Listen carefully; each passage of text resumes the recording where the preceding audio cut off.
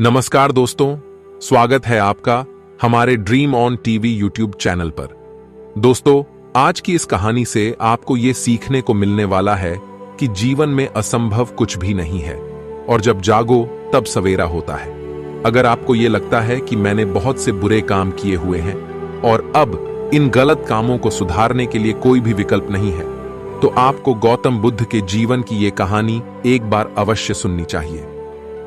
तो बिना time waste किए चलिए कहानी को शुरू करते हैं।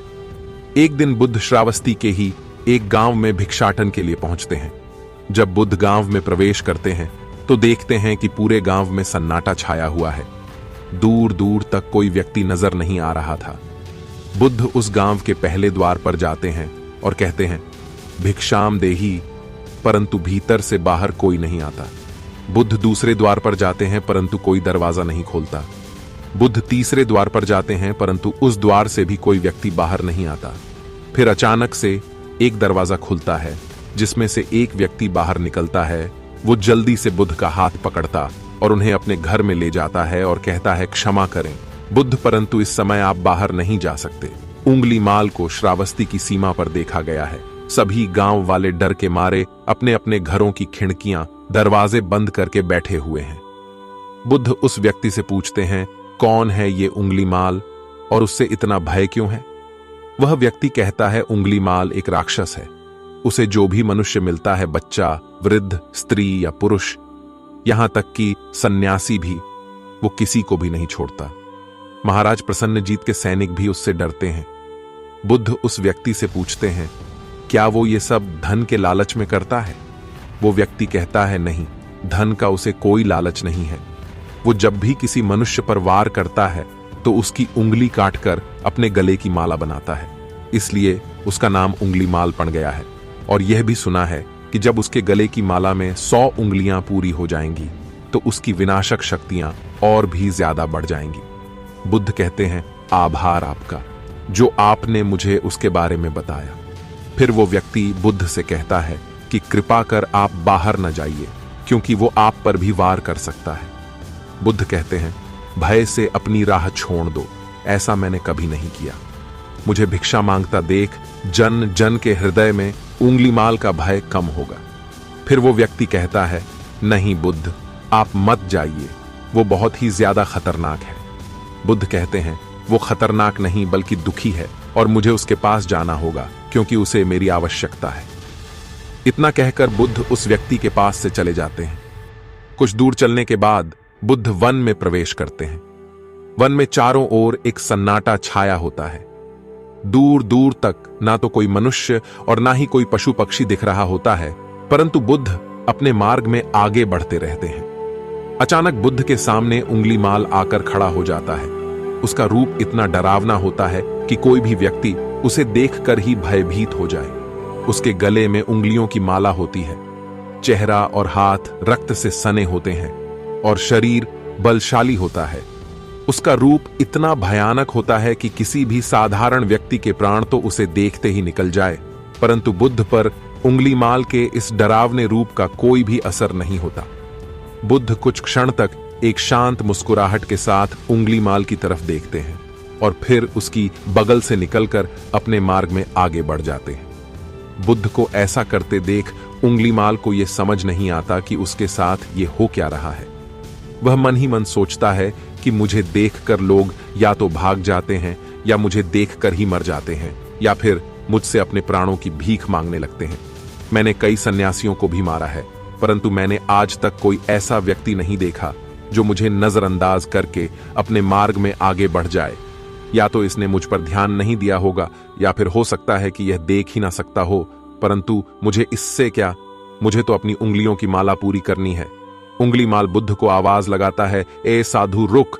फिर भी बुद्ध उंगलीमाल को नजरअंदाज करते हैं और अपने मार्ग में आगे बढ़ते रहते हैं। उंगलीमाल और ज्यादा क्रोध में भरकर बुद्ध को आवाज लगाता है, ए साधु रुक। फिर भी बुद्ध उंगलीमाल को फिर से नजरअंदाज करते हैं और अपने मार्ग में आगे बढ़ते हैं। उंगलीमाल तीसरी बार बहुत ही ज्यादा क्रोध में भरकर आवाज लगाता है, ए साधु रुक। फिर बुद्ध रुकते हैं। उंगलीमाल बुद्ध के पास जाता है और कहता है, मेरे आदेश देने के बाद भी तू रुका क्यों नहीं? बुद्ध कहते हैं, मैं तो बहुत पहले ही रुक चुका हूं, तुम ही चलते जा रहे हो। उंगलीमाल ये समझ ही नहीं पाता कि बुद्ध क्या कह रहे हैं, परंतु वो इतना जरूर समझ जाता है कि सामने खड़ा व्यक्ति उससे थोड़ा भी नहीं डर रहा है।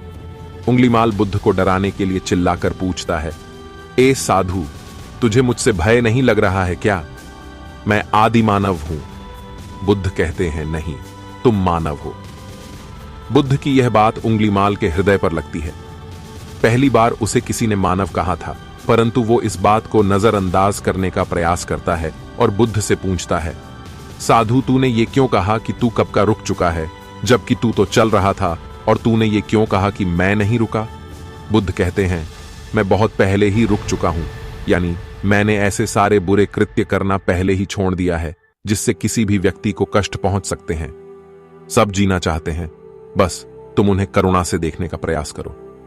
बुद्ध के ये शब्द दोबारा से उंगलीमाल के हृदय पर चोट करते हैं, परंतु वह दोबारा से बुद्ध की बातों को नजरअंदाज करने का प्रयास करता है, और इस बार वह और क्रोध में भरकर बुद्ध की गर्दन पर अपनी कटारी रख देता है, जिससे वो लोगों की हत्या किया करता था, और बुद्ध से चिल्लाकर कहता है, नहीं, मानव में ना तो प्रेम है और ना ही करुणा है, सिर्फ छल और कपट है। इसलिए मैं सबकी हत्या करूंगा और किसी को जीवित नहीं छोड़ूंगा। बुद्ध कहते हैं, तुम्हें लोगों ने बहुत दुख दिया है उंगलीमाल। क्रूरता मनुष्य अज्ञान के कारण ही करता है। ईर्ष्या, द्वेष, मोह, माया, ये सभी अज्ञान की ही संतानें हैं, परंतु वो व्यक्ति ही है जिसमें दया, करुणा, सद्भाव और समझ का उदय भी होता है। उंगलीमाल, यदि इस जीवन में क्रूर और निष्ठुर लोग हैं तो दयावान भी हैं। बस तुम्हें अपनी आंखों से इस अंधेपन की इस पट्टी को हटाना होगा जो तुम्हें केवल बुराई ही दिखा रही है। तीसरी बार बुद्ध के शब्दों को सुन उंगलीमाल का खुद पर से संयम हट जाता है। उसे समझ नहीं आता कि पहली बार उसे अपना आपा इतना कमजोर क्यों महसूस हो रहा है।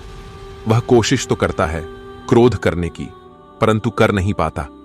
वो बड़ी हिम्मत जुटाकर क्रोधित होने का नाटक करके बुद्ध से कहता है, तुम और व्यक्तियों जैसे नहीं हो। बुद्ध कहते हैं, मैं हर व्यक्ति जैसा ही हूं, बस जागृत हूं, और यह सिद्ध कर रहा हूं कि हर व्यक्ति में जागने की क्षमता है। मेरा मार्ग क्रूरता को दया में परिवर्तित करता है। उंगलीमाल, तुम अनजाने में घृणा के पथ पर हो, बस इस क्षण रुक जाओ। तुम्हारे भीतर भी ये क्षमता है कि तुम दया और करुणा के पथ पर चल सको। इतना सुनते ही उंगलीमाल के हाथ से कटारी जमीन पर गिर जाती है और उसकी आंखों से आंसू बहने लगते हैं। भला कोई कब तक बुद्ध को अनदेखा करेगा? उंगलीमाल रोते हुए बुद्ध से पूछता है, क्या आप वही हैं जिन्हें लोग बुद्ध कहते हैं, जो लोगों को मुक्ति के मार्ग पर चलना सिखाते हैं? फिर बुद्ध कहते हैं कि हां, मैं वही हूं और तुम्हें भी मुक्ति के मार्ग पर ले जाना चाहता हूं। फिर उंगलीमाल कहता है, परंतु मैं अब बहुत दूर निकल गया हूं। मैंने बहुत हत्याएं करी हैं और बहुत पाप करे हैं। मैं अब चाहकर भी वापस नहीं लौट सकता और मेरा वापस लौटना अब असंभव है। बुद्ध कहते हैं, असंभव कुछ भी नहीं, जब जागो तभी सवेरा।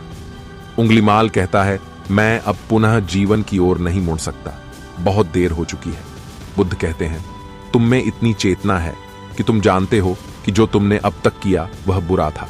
इसका अर्थ यह है कि तुम जानते हो कि क्या अच्छा है और क्या बुरा है। उंगलीमाल, जिस दिन से तुमने अच्छा कार्य करना शुरू कर दिया, उस दिन से तुम्हारा एक नया जीवन शुरू हो जाएगा। फिर उंगलीमाल कहता है, मैं कितने भी अच्छे कार्य क्यों ना कर लूं, परंतु लोग मुझे उसी दृष्टि से देखेंगे और मुझे चैन से जीने नहीं देंगे। बुद्ध कहते हैं, उंगलीमाल, यदि तुमने हिंसा का मार्ग छोड़ना तो मैं तुम्हें मार्ग दिखाऊंगा और तुम्हारा संरक्षण करूंगा और तुम्हें लोगों की घृणा से बचाऊंगा। बस पहला कदम तुम्हें ही उठाना होगा। उंगलीमाल पूछता है, क्या यह हो सकता है? बुद्ध कहते हैं, अवश्य हो सकता है। तुम में असामान्य बुद्धि है उंगलीमाल, तुम परम सत्य के पथ पर बहुत आगे जाओगे। उंगलीमाल रोते हुए बुद्ध के चरणों में गिर पड़ता है और कहता है, मैं आपको वचन देता हूं कि मैं सारे बुरे कृत्य करना छोड़ दूंगा और आपके पीछे करुणा के पथ पर चलना सीखूंगा। कृपा कर आप मुझे अपना शिष्य बना लीजिए। बुद्ध कहते हैं, मैं किसी को अपना शिष्य नहीं बनाता, बल्कि व्यक्ति स्वयं मेरे संग से जुड़ता है। उंगलीमाल उसी समय बुद्ध का भिक्षु बन जाता है। यहां पर एक बात समझनी जरूरी है कि बुद्ध किसी को भी अपना शिष्य या भिक्षु नहीं मानते थे। जो भी व्यक्ति उनके साथ जुड़ता था वो उसे केवल मार्ग दिखाते थे और वो उस मार्ग पर चलता था। भिक्षु और शिष्य शब्द केवल संघ से जुड़ने वाले लोगों की पहचान होती थी। कहानी में आगे बढ़ते हैं। बुद्ध का भिक्षु बन के बाद उसका नाम अहिंसक पड़ जाता है। फिर बुद्ध ने जैसा उसका नाम रखा था और वो ठीक वैसा ही वह बन चुका था। तो दोस्तों, आप चाहे कितने भी बुरे इंसान क्यों ना हो या आपने कितने भी पाप क्यों ना किए हों, अगर आप अपनी जिंदगी में भगवान बुद्ध की यह बात अपने जीवन में अपना लेंगे तो बस उसी दिन से आप भी उंगली माल की तरह निर्मल हो जाओगे। तो दोस्तों, आपको यह कहानी कैसी लगी हमें कमेंट बॉक्स में कमेंट करके जरूर बताएं। और अगर कहानी अच्छी लगे तो इसे अपने दोस्तों और रिश्तेदारों के साथ अवश्य शेयर करें। और अगर आपने हमारे चैनल पर पहली बार विजिट किया है तो कृपया चैनल को सब्सक्राइब करके बेल आइकॉन को ऑल पर प्रेस कर लें, क्योंकि यहाँ पर हम ऐसी ही प्रेरणादायक कहानी प्रतिदिन आपको सुनाते हैं जो शायद आपके जीवन में बदलाव ला दें। तो दोस्तों, आज के लिए सिर्फ इतना ही। हम फिर मिलेंगे एक और नई प्रेरणादायक कहानी के साथ। तब तक के लिए आप जहां भी रहिए खुश रहिए और खुशियां बांटते रहिए।